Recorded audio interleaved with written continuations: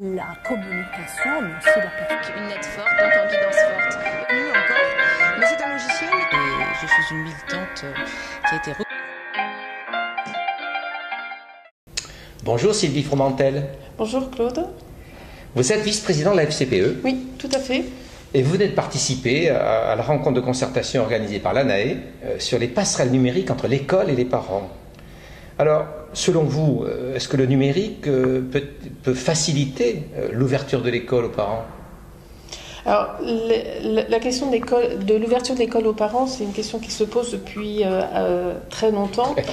Que l'école, pour beaucoup de parents, ça ressemble à une forteresse et que le numérique permet d'avoir des relations différentes avec les établissements, avec les enseignants, avec voilà, et que voilà, le numérique permet d'envoyer un mail, permet que voilà, le proviseur envoie un mail et que nous on puisse y répondre à 22h, 23h, alors que s'il appelle et qu'on ne peut pas répondre, on ne peut pas faire la même chose. Il y a une grande liberté qui peut se mettre en place par le numérique, une grande liberté, mais qui n'est pas suffisante, c'est-à-dire que faut pas partir se dire que voilà, le numérique c'est ce qui va régler toutes les questions des relations avec les parents. Et il faut faire extrêmement attention que ça ne devienne pas le remède miraculeux, parce que les gens ont aussi besoin d'avoir des relations humaines,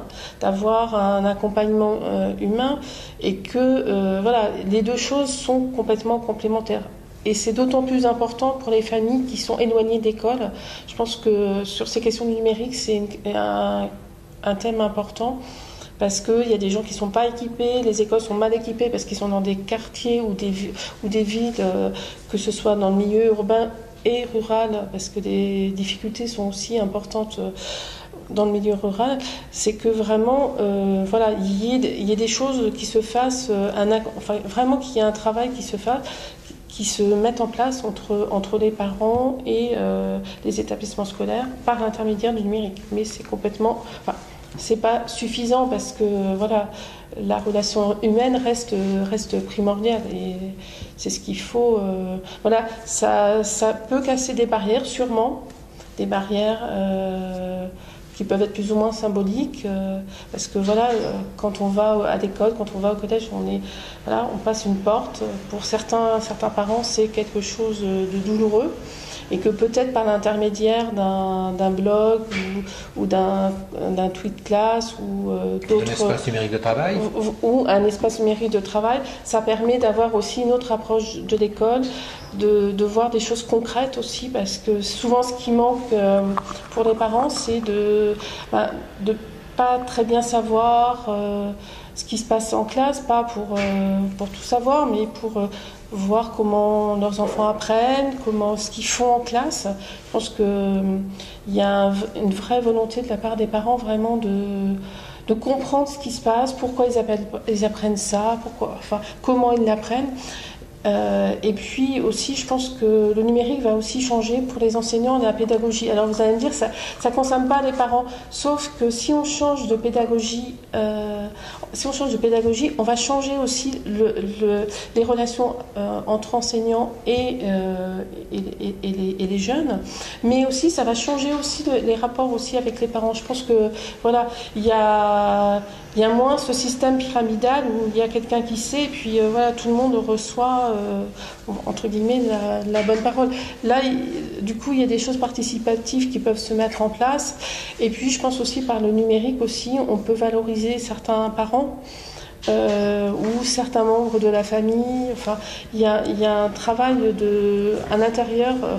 Je pense que ça peut être vraiment quelque chose qui peut valoriser les gens.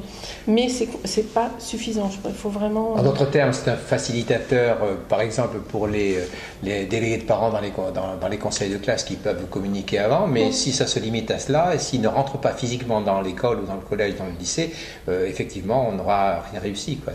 ce que vous voulez dire.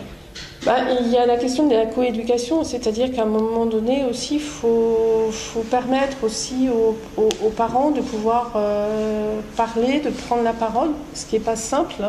Ce qui n'est pas simple parce que il y a toujours l'autorité de l'enseignant et puis l'autorité de l'école. Qui fait que certains parents se censurent, n'osent pas dire des choses, des impressions, ou peut-être avoir peur de mal dire, donc du coup je pense que par exemple le numérique, ça peut être aussi quelque chose qui permette une parole peut-être plus sincère, quelque chose plus dans le rapport humain. Mais voilà, c'est une chose qu'il faut vraiment qu'il y ait un travail de coéducation, qui est en fait de la part des parents aussi une participation. Je pense que la question de la participation, de faire avec, et ça s'applique aussi bien aux jeunes qu'aux parents. Il y a vraiment cette idée, et ça on le retrouve dans plusieurs secteurs. Il faut faire avec les gens et pas pour les gens. Alors, le numérique, c'est aussi les réseaux sociaux, bien sûr. Nombre de parents considèrent que c'est dangereux, c'est un terrain vague sur lequel leurs enfants vont quelquefois alors qu'ils ne souhaitent pas qu'ils y aillent ou qu'ils ne savent pas ce qui s'y passe. D'une certaine façon, faut-il, selon vous, dédiaboliser le numérique et les réseaux sociaux en particulier? Alors, la question des réseaux sociaux...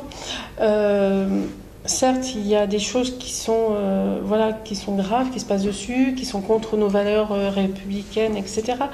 Mais il y a aussi tout ce qui est toutes les connaissances qu'on va apprendre sur la musique, sur le cinéma, ça permet de connaître des gens qui sont aux quatre coins du monde et même aux quatre coins de sa ville. Et donc du coup, quand on se rencontre, ça fait aussi des vraies rencontres humaines. Il y a ça. Je pense qu'il faut mettre en avant des aspects positifs du numérique, et il faut aussi informer sur les dangers. Mais et je pense que ça, il faut le faire pour toute la société, donc aussi pour les parents. Ce qui veut dire qu'il faut le faire à l'école, alors, si c'est pour toute la société.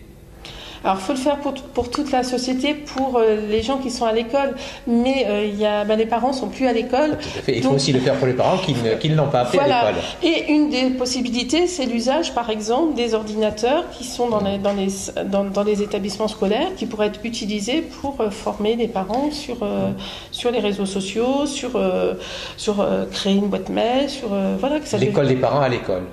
En fait, c'est l'école de toute la communauté éducative. Je pense que de toute façon, il faut se mettre. Je pense les parents ne peuvent pas tout seuls, les enseignants ne peuvent pas tout seuls, les élèves ne peuvent pas tout seuls. Mais ensemble. Et il y a aussi toutes les associations qui sont complémentaires. Je pense aux associations d'éducation populaire qui ont aussi un rôle important à jouer dans ce cadre-là, et que tous ces gens-là doivent vraiment travailler ensemble pour que justement il y ait une vraie formation sur les questions des réseaux sociaux, et puis une éducation aux médias, avoir le sens critique par rapport aux images, comment on peut lutter contre les rumeurs qui circulent sur Internet, où aussi bien des adultes que des jeunes peuvent se faire avoir. Il y a vraiment un travail de toute la société. L'école, le lieu de la formation tout au long de la vie, pour tous. Oui, ça peut être aussi ça. Puis je pense qu'il y a plein de choses intergénérationnelles aussi qui peuvent se faire.